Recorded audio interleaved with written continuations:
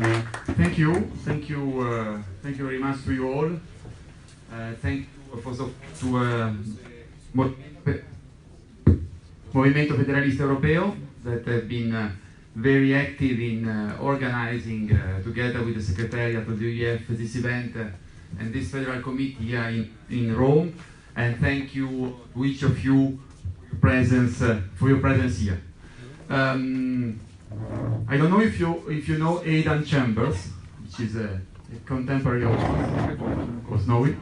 In Dying to Know You, he wrote that sometimes the course of our lives depend on what we do or don't do in a few seconds, a heartbeat, when we either seize the opportunity or just miss it. Miss the moment, he writes, and you never get a chance again. Well, in Europe, we speak very often about turning points. And why it is all very well to talk about turning points, one can surely recognize such moments only in retrospective.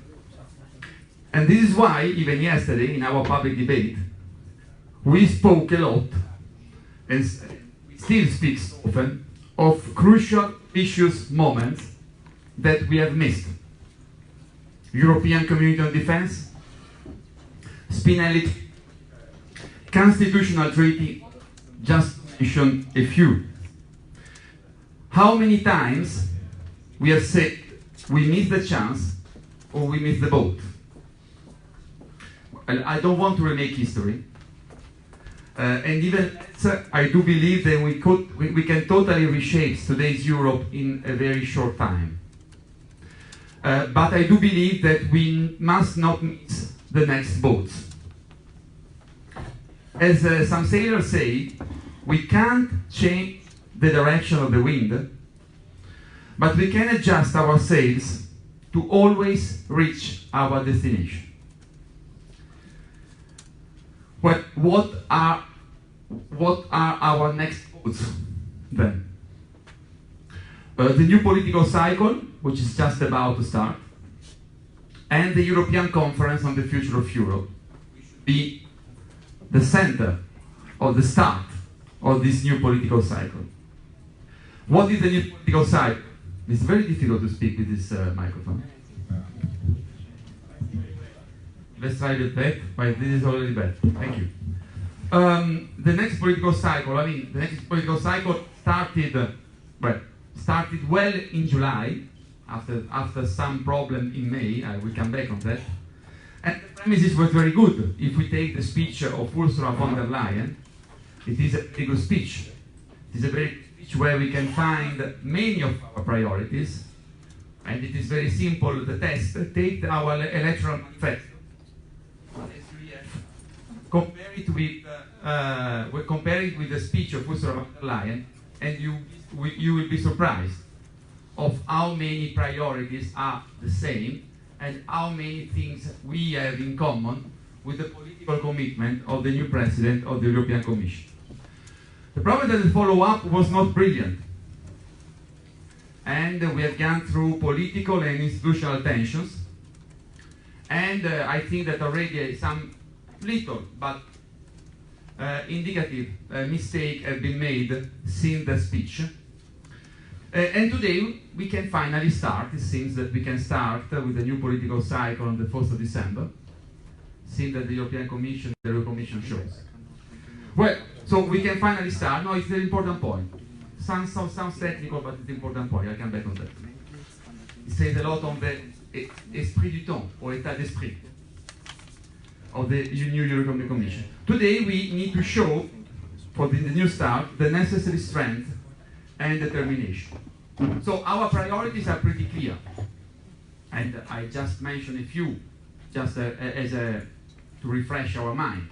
We want Europe as a green power. We want, and the European Commission wants, and the majority in the European Parliament, I see there is Dominic, wants a new governance of the Eurozone, wants a new investment policy, wants a new security and defense policy, wants what I like to call a European social union, even if nobody uses this term, I think that would be much stronger as a political commitment, European Social Union, in parallel to a European Monetary Union, European Economic Union. We want new migration and asylum policies. We want to protect and promote rule of law, commit to a new policy of equal opportunities. And we want to focus a lot of innovation policies and youth policies. These are the commitment of everybody. They are not our commitment anymore. They are commitment of the European Commission, they are commitment of the European Parliament. I hope there will be commitments also of the European Council. But this means this list of priorities means very little. It depends when we will implement them, how much, how far, how much we will implement them, how far we will go. These are all open questions. And these all open questions requires method, discussion on the method, and discussion on the commitment. Because after all, it is all a matter of method and commitment. We don't need new, bright, brilliant ideas. We need to be brilliant and smart in finding the method and of moving ahead to implement these priorities. And this is why I'm convinced that federalism has never been so necessary, has never been adequate, and that it is really the answer to many issues of our European agenda. Yes, we need a sovereign Europe, we need a democratic Europe, and we need a powerful Europe. Translated into our language, we need a federal Europe. Sovereign Europe versus the crisis of national politics. Powerful Europe versus unilateralism. Democratic Europe versus neo-nationalism. In my view, these are the real challenges we have ahead of us.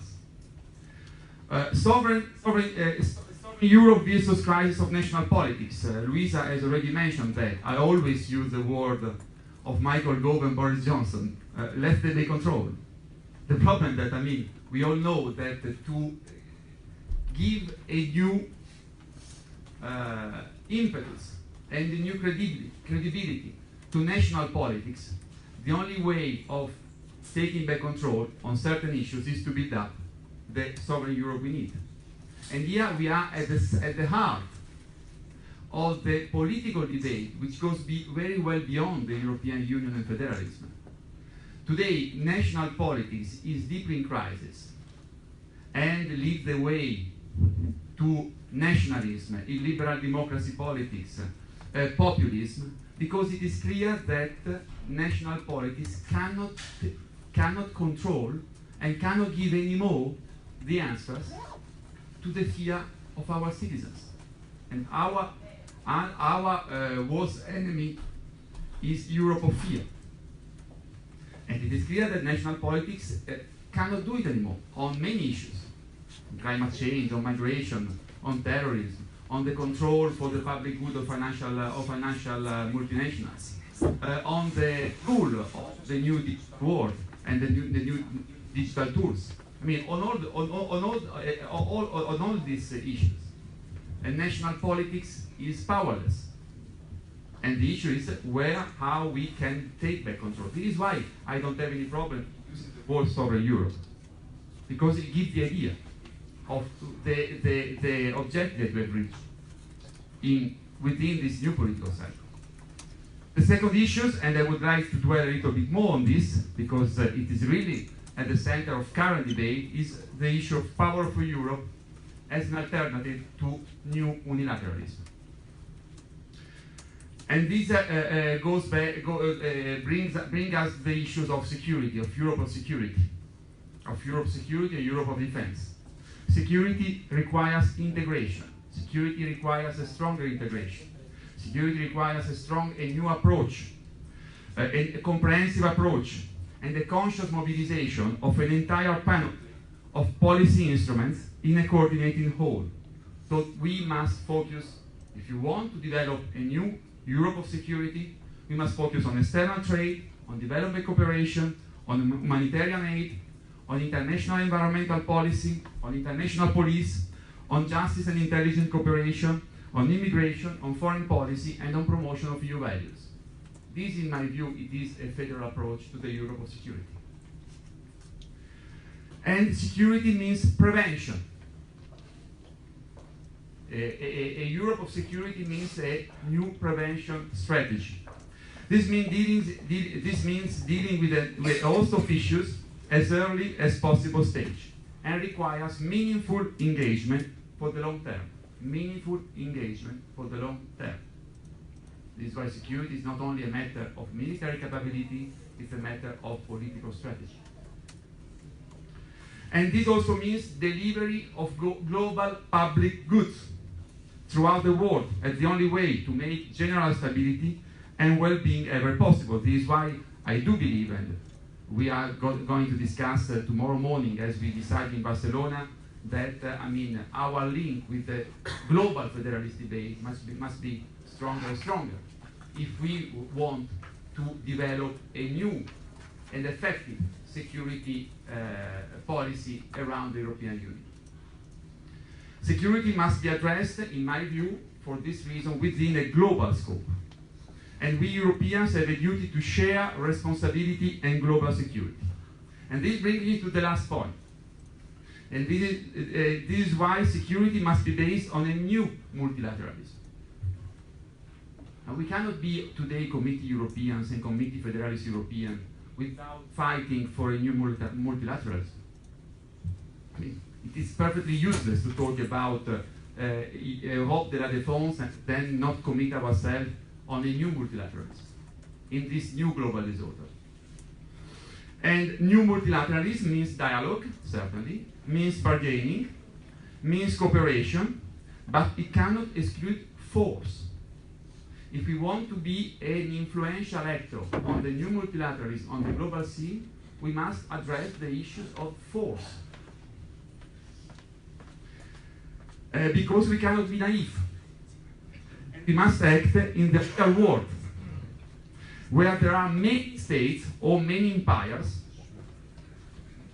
and societies which are very far from our postmodern approach to living together. This is why we cannot exclude force as an element in our new security strategy. And this brings also to an issue which is important for Europe today. It is very important for the Europe we have to build in the perspective 2030, the perspective of two legislatures ahead of us, if we use fully our time already now from the 4th December onward, which is the new definition of power and the new relations between European Union and power. And this is, my friend, it is a very difficult issue. And on this, we can play a very important role in trying to influence and shape the debate. Because Europe was conceived as an antidote to the traditional power of the 19th and 20th century. We built up Europe because we fought two civil wars among Europeans, the First World War and the Second World War. And we built up Europe in renouncing to the idea of power. And today we must confront the role that we want to play in a world which requires also the use of power. And this is a very deep issue. I don't have all the answers today, but I think that our role, especially in view of the European Conference and in view of the reshape of Europe, must be also giving fundamental ethical answer to this issue. So once again, it's not only a question of military interoperability, which are very important. What I want to say that this debate to technical experts and military people and raise the issue on other fundamental elements of the debate, talking about security, talking about defense. This is my view, it is our role as organized civil societies and as Committee European Federalists. We must accept, in my view, that the EU turn into an effective power. We must accept that the issue of soft power is good, but it's not enough. And we must also add to the issues of power, the issue of our power, but with all the but, which are just mentioned before.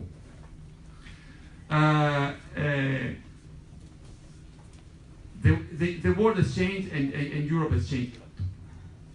Many events. And we have been talking about, in this last month, about the very important events of the last 30 years. Then look to our German friends. Today I'm going to do many British quotes. You'll be surprised. When in 1958 the UK Prime Minister was asked by a young journalist what had been the most difficult problem to cope with within his first years in Downing Street, Harold Macmillan replied, "Events, dear boy, events." Since 1989, and especially since 2001, until today, events have run way ahead the capacity of statesmen and politicians, even strong ones, to determine their precise course. And this has been particularly true in our union. We have followed events. We haven't led events. And I was in Berlin few days after the fall of the Berlin Wall. Many issues have already been written about that. For me, it's still very difficult 30 years after to find the right words to describe the euphoria, the happiness, the enthusiasm of many young people like me, which ran to Berlin from all over Europe to celebrate this fundamental change in our history. And we were really breathing history. We were really breathing history. This is what I regret, that my daughter or the young people of Jeff here cannot have missed. Because I can tell you, in 1989, we were really breathing history. With the wind which was blowing toward the right side. And the change have come. It has been strong. And our generation have been the first generation to live as true Europeans. My generation will be the first one to live Europe as a true European. Live. We have been witnessing live on direct the European unification. But not everything has gone in the direction which we thought it would have gone. I don't want to analyze this. There are many much more qualified people around Europe and also in this room, much more qualified than me, that they can explain us why not everything went toward the right direction. I think that it is much more useful for us to see what has not happened, what has not been decided, and to face some uncomfortable and thorny questions that we have to address today if we want to reach those priorities, implement those priorities I've just mentioned in my introduction. Already 65 years have passed since the first discussion of Europe of defense. And we all know the price that we have paid for the historical mistake that the French Gaullists and the French communists made in 1954. Since then, we have taken some important steps. In the last 5 years, even I heard some members of our organization saying this in Vienna 1 year ago. After all, in the last 5 years, as I said, some important, significant projects for defense. We have strategic initiative of a group of countries, not formally EU, but political EU. We have even a European Defense Fund. Very good. In the current context, very good. The problem that we have, is exactly the context that we have to change. And this is why I wasn't shocked at all about the last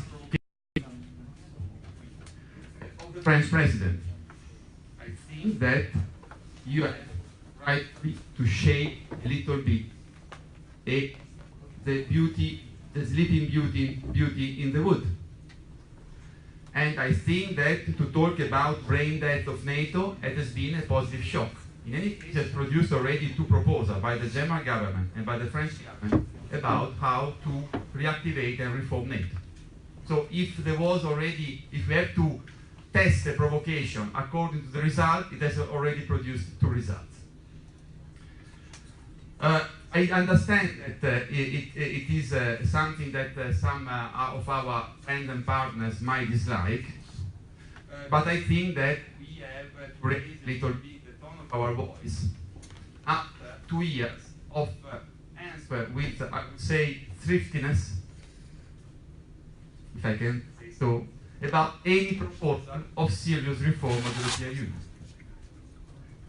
And I think that if we want to fully use the political cycle that we were talking about, we have to stop to answer about thriftiness to any important reform proposal.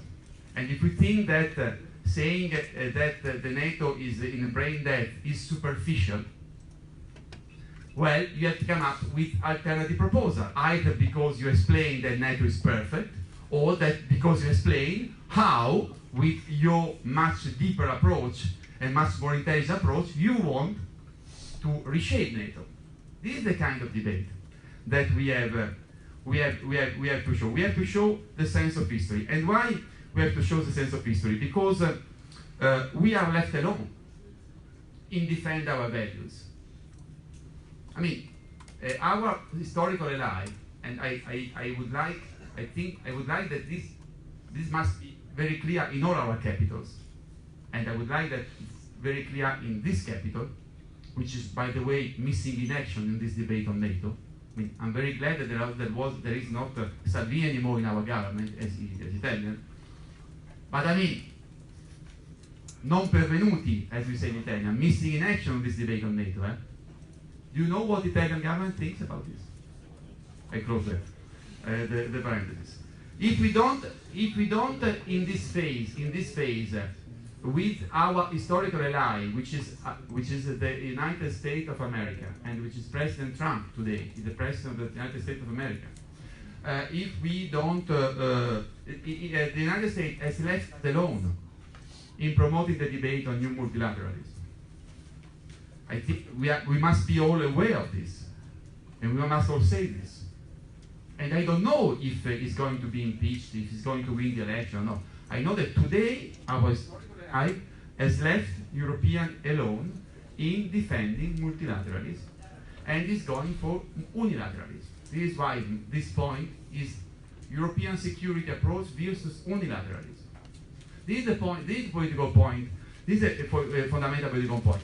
If we go on doing business as usual, this time we risk political extinction. Political extinction. We will all survive as human beings. But politically, we risk political extinction. Because there are people who are reshaping the world, and they are reshaping a world according to interests, objectives, and values which are very different from ours. The world is being reshaped between Beijing and Washington. I don't know if tomorrow there will still be Donald Trump in Washington. I know that yesterday, today, and tomorrow there is Xi Jinping in China. We have a certainty, and another certainty that we really risk the end of European civilization. And this already happened in the past. It would be the first time that a big political reality ceased to exist as a civilization and ceased to exist as a political actor. This would be the first time. It will be even the last time. I don't like that this time it is in our time. And this should be the message and the commitment that we have to promote as European federalists. We can't pretend things are going as they used to be. We can pretend. We can easily pretend. And after all, nationalism and sovereignty is helping us to pretend that things are not going toward this direction. We can really still cuddle ourselves with empty speeches of national sovereignty. That won't change a lot. That won't help us a lot in trying to have our say in the reshaping of the new world through a new idea of European power. I insist on this. Not because the alliance of the United States is not necessary anymore. Of course it is necessary. But because it's not sufficient anymore. And because it requires a further effort on our part. I hope that Ursula von der Leyen means this when she speaks about geopolitical commission. I hope. And I think that we should push the European Commission to mean this when we speak about geopolitical commission. Because we have to build up a new architecture of European security. Because we are in a moment of change, fundamental. Because we have to answer to the Russian revisionism. Because we have to answer to the Turkish neo-nationalism. Because we have challenges in Africa and the Middle East. Because there are Russian contractors which are working with Haftar in Libya, and there isn't any European presence. We just managed to stop to being competition between French and Italian, which is already a good step ahead, but still not enough. Because Turkey today, also this, I mean, let's stop to be hypocritical. Turkey today is the biggest political problem, both for NATO and the European Union. What do? Do we ignore this? Or we start to speak about it? So we must abandon the fake security of status quo. It is a fake security. To say that we don't have to change anything because we can worsen things, it is a suicide. It is a slow political euthanasia. We have, and this is why, I prefer the irritating impatience of a president which are no better than others, to the nerve-wracking cautions of the majority of European leaders today around the table. The third point is democratic Europe versus neo-nationalism. And this, in my view, means many things, but means the issue of the role of the European Parliament, the issue of transnational politics, and the issue of the role of the Commission. I do believe that the European Parliament must really play a key role, a central role. The history is on the side of the European Parliament. The problem that this time the European Parliament is as fragmented as has never been. And I do believe that there is a difficult majority, there is a shaky majority around the European Commission. We will see the votes. I hope that the votes to the Commission as a whole will be higher in numbers compared to the votes to President Ursula von der Leyen. I do believe that we must do everything we can through the Spinelli Group, through the members of the UEF, also members of the European Parliament, to try to strengthen and enlarge the majority for the European Commission around these priorities which we have mentioned.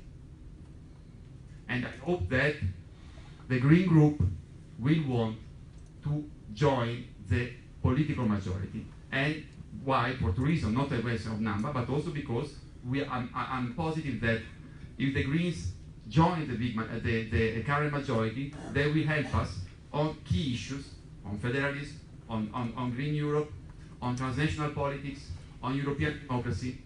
And I'm not reassured at all. I mean, I'm a very good friend of Margrethe Vestager. I told her I haven't been reassured at all by her interview in which she was saying, well, in this legislature we will have to rely on the vote also of sovereignist and nationalists. Yes, I mean, okay, with the realism, but I mean, politics is changing the context. Huh? If you don't try to change the context, you are not a politician, you are a civil servant. I've been a civil servant before joining politics, so I know the difference. A European Commission which decides to work only in the current context is the European Commission which plays an administrative role. European Commission which strives to exercise a political role to change the context, it is a political commission. But this is it is the first point. This also means that we must help the European Parliament to really play a key role in the new European conference on the future. I do believe that there must be some constituencies around which the conference must be developed. The European Parliament must be at the center of the network, of course the government, of course the European Commission, certainly the national parliaments, certainly organized civil society, but also we have to find new ways of direct citizens' participation, which cannot be only the consultation as has been done in France or in other countries. We must find new ways of ensuring a direct citizen participation. We want to withdraw 350 names of European citizens, as they've done in Ireland or in France for other issues. I don't know, but this must be, in my view, an important point, and it must be, in my view, one of our horse battles. Knowing that by the mid-legislature, we want the result of this European conference.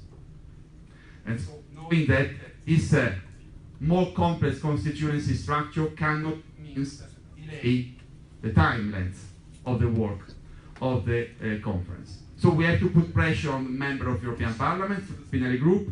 We have to mobilize civil societies by connecting the dots, as I said 1 year ago in Vienna. We have to involve, and as national section, to make more sense already now the different members of national parliaments.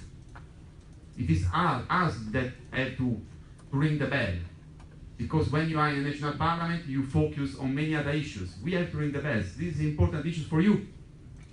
For you, not for us, for you. If you want to play a key role in reshaping Europe and national parliament, this is your time. This is something that we can do, especially in some sections, especially in some countries. I'm sure that we can do it in Italy, we can do it in Germany, we can do it in France, we can do it in Spain. We can do it where our national section have a long traditions, have strong content. So my invitation is to play this role.